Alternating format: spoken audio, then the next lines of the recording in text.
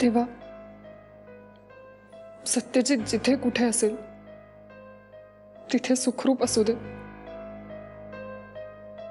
मी केलेल्या चुकांची शिक्षा तू मला दे, पण प्लीज सत्यजितच्या वाट्याला कुठलंही संकट येऊ देऊ नकोस. माझ्यामुळे तो खूप मोठ्या संकटात अडकला होता, पण तुझ्या कृपेमुळे तो वाचला. तुझी कृपा आमच्यावर नेहमी अशीच असू दे. मला सत्यजितला फक्त सुखात बघायचंय, बाकी काही नकोय. आणि आता माझ्यामुळे त्याला जर कुठला त्रास झाला ना तर मी नाही बघू शकणार, खरंच नाही बघू शकणार. देवा, माझ्या चुकांची शिक्षा मी भोगायला तयार आहे, पण सत्यजितला नेहमी सुखात ठेव.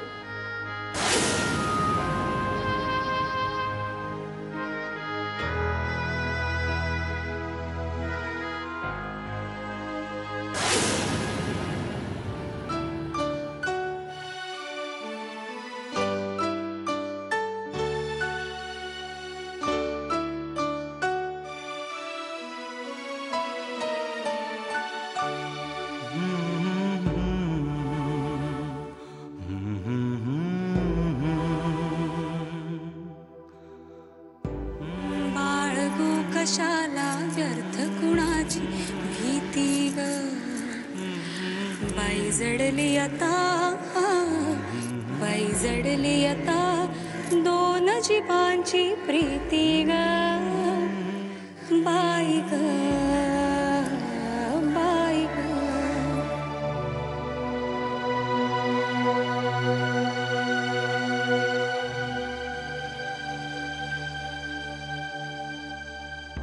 तुम्ही जर हा अल्बम बघणार असाल ना तर मी निघून जाय ना इथून, मग तुम्ही बघत बसा पाळण्यातली मंजिरी.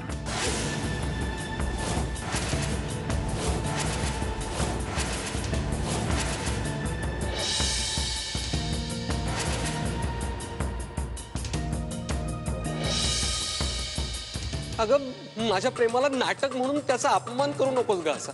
प्रिय आशिष, कुठे आहेस तू? तुझ्या विना 2 क्षण सुद्धा 2 वर्षांसारखे वाटतात. असं काय ना साहेब, थोडं सिक्रेट होतं. दिल का मामला आहे ना. मुधोळकरांच्या घरात जायला काहीतरी खास कारण असेलच ना.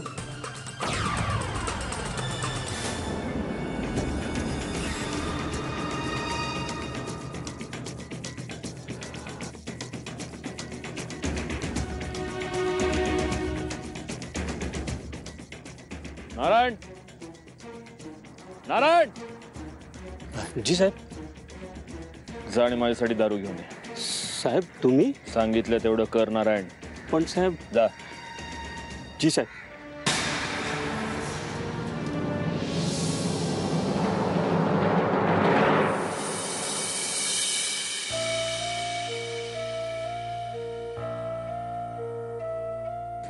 प्रिया,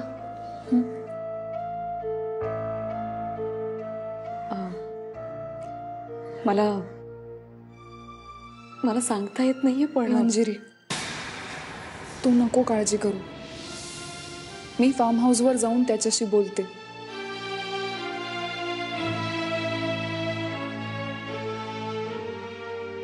आता त्यांचं शांत होणं जास्त महत्वाचं आहे का?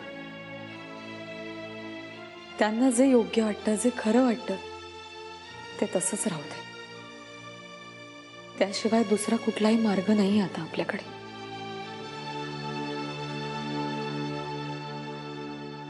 या सगळ्यातून सत्यजितचं बाहेर पडणं खूप महत्वाचं आहे.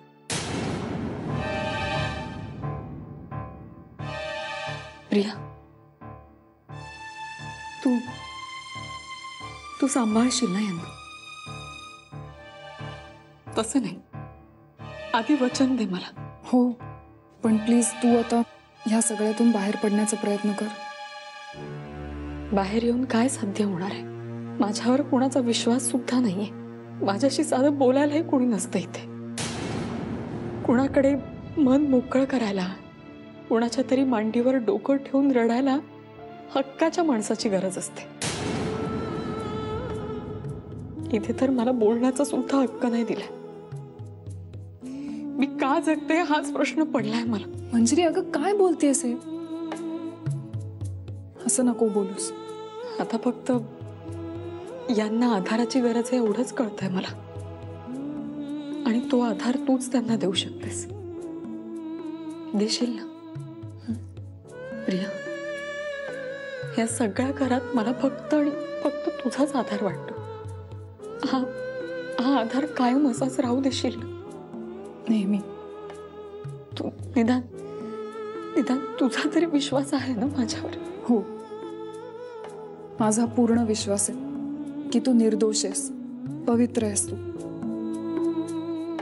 जे काही घडलं त्यात तुझी काहीही चूक नाहीये माहितीये मला.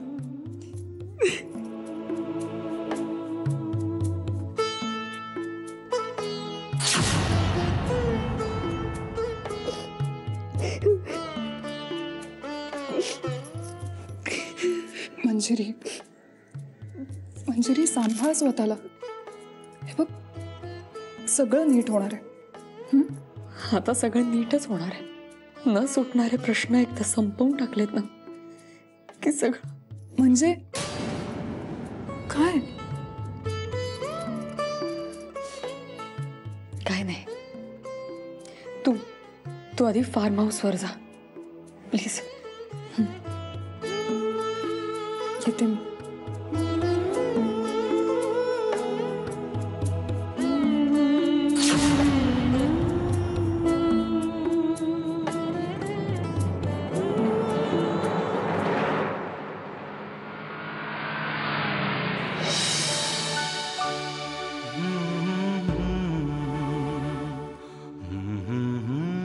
सत्यजित इकडे बघा. अहो सत्यजित अहो काय करताय?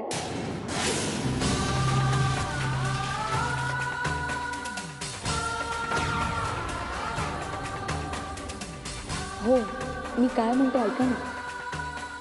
सत्यजित अहो काय करताय? सत्यजित इकडे बघा. अहो अहो हो मी काय म्हणते ऐका ना. ऐकलं का? सत्यजित जेवण केलं ना? काळजी घ्या स्वतःची.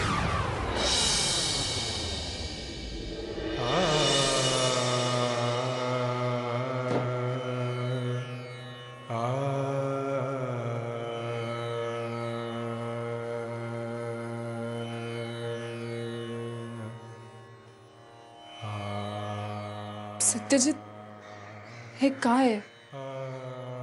काय चाललंय तुझं? तू कोणालाही न सांगता इकडे आलास? दूर जा. चल, तू का आलेस इकडे? जा.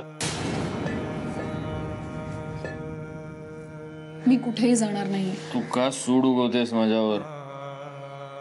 सत्यजित, तुला आरामाची गरज आहे. तू चल इकडनं. तुझी हिंमत कशी झाली त्याची? हा सत्यजित शांत हो. हे बघ, तू शुद्धीवर नाहीयेस. तू अगं तुझं तोंड बघायला लागू नये म्हणून मी इथे निघून आलोय. प्लीज तू जा ना. मी हात जोडतो मंजिरी तुझ्या समोर. प्लीज मला एकट्याला. सत्यजित, मी मंजिरी नाहीये. मी प्रिया आहे.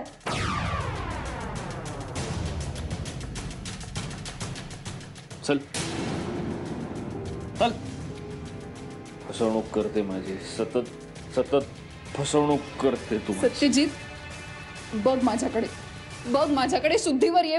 मी मंजिरी नाहीये. मी प्रिया आहे.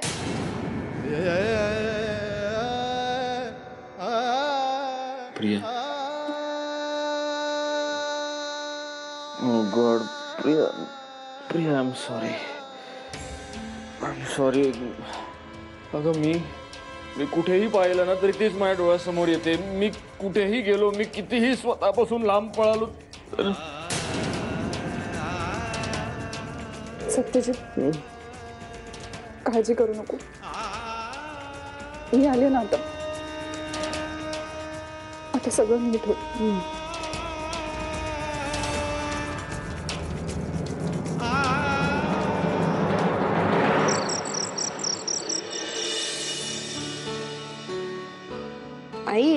दादा कुठे आहेत? जेवायला नाही आले? हो ना. तसं काही काळजीचं कारण नाहीये. मंजिरी वहिनी पण गेल्यात का? नाही. मग त्या पण नाही आल्या जेवायला? मीरा, जा मंजिरीला बोलवून आण आणि विचार तिला जेवायचं आहे की नाही म्हणून. काही गरज नाहीये.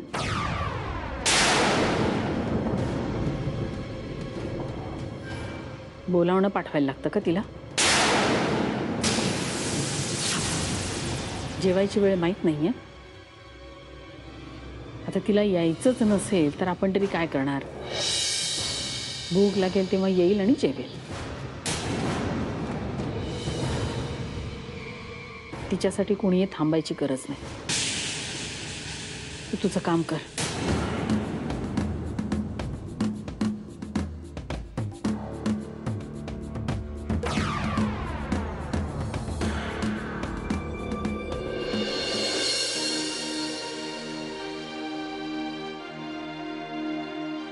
प्रियाचा फोन का नाही आलाय अजून?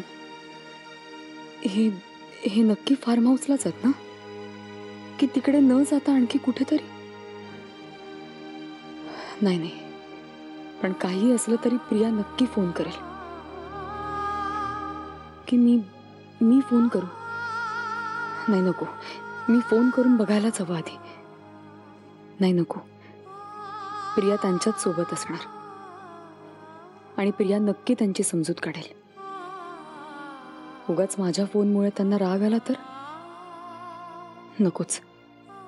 त्यापेक्षा प्रियाच्याच फोनची वाट बघावी.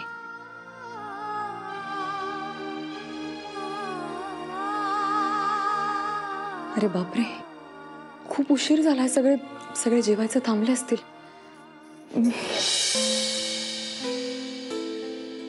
मीरा,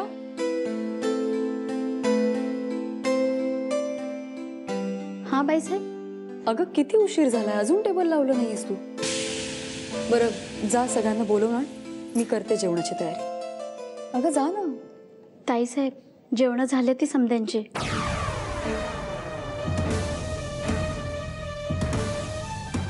जेवण झाली? मला कसं नाही बोलवलं कोणी? तुम्ही बसा ना. तुम्हाला बी भूक लागली असेल ना? मी जेवण गरम करून आणते, लगेचच तुम्हाला वाटते. अगं नाही, राहू दे. तुम्ही दुपारी बी नीट काही खाल्लं नाही साहेब? नाही, असं काही नाही. ठीक आहे. मला काही कळत नाही वे. माझं ऐका, असं जेवणावर राग काढू नये. 2 घास खाऊन घ्या. बसा तुम्ही. अगं नाही, पोट भरलंय माझं.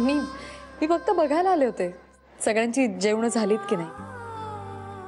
काही नाही तर दूध तरी पिया. असं उपाशी पोटी राहू नये. बसा तुम्ही, मी लगेचच दूध घेऊन येते. अगं नाही.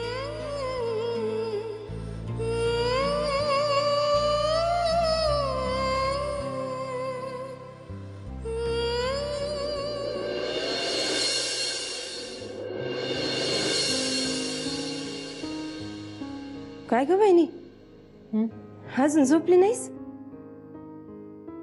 कशी झोपणार? डोळ्याला डोळा लागत नाहीये माझ्या. सारखी सत्यजितची चिंता. काही कळायला मार्ग नाहीये वंस. अगं हो, पण प्रिया गेली आहे ना तिकडं. ती घेईल ना काळजी. हो, ती आहे म्हणून थोडी कमी काळजी वाटते मला. पण शेवटी सत्यजितला त्रास होतोच आहे ना.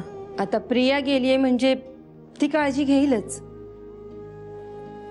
पण वहिनी, हा काय कायमचा उपाय नाही ना. तुला असं नाही वाटत की दुखणं वेगळं आहे आणि उपाय वेगळाच होतोय?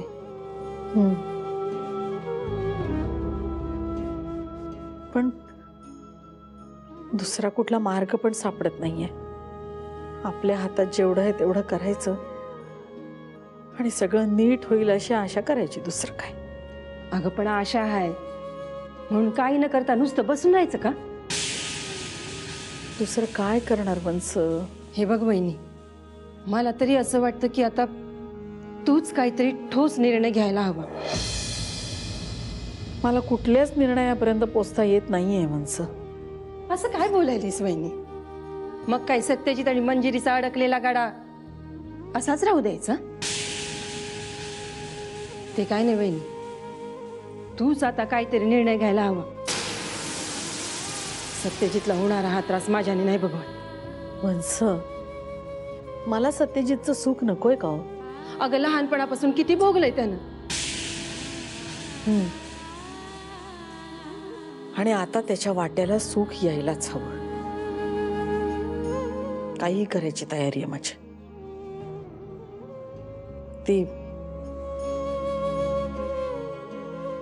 काही येऊ देत. सत्यजित आणि मंजिरीचा घटस्फोट सुद्धा.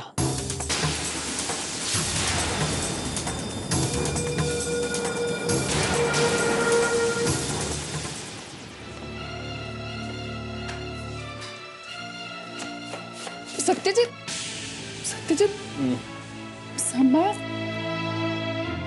तू तू चल चल इकडे. ए, तू कुठे घेऊन चाललीस मला? हा? तुझ्या रूम मध्ये. तू शांतपणे झोप तिकडे. चल.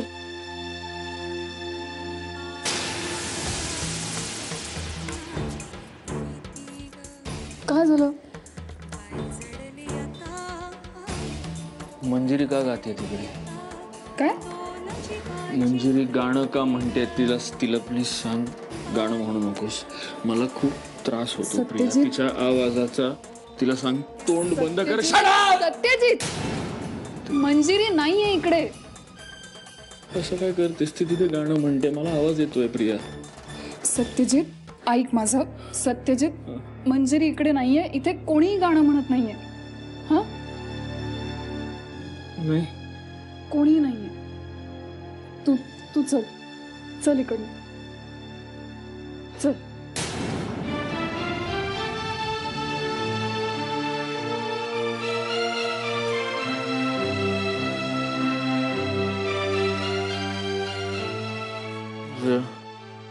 मला भास होतात का? मला ना डोकं दुखते खूप. इकडे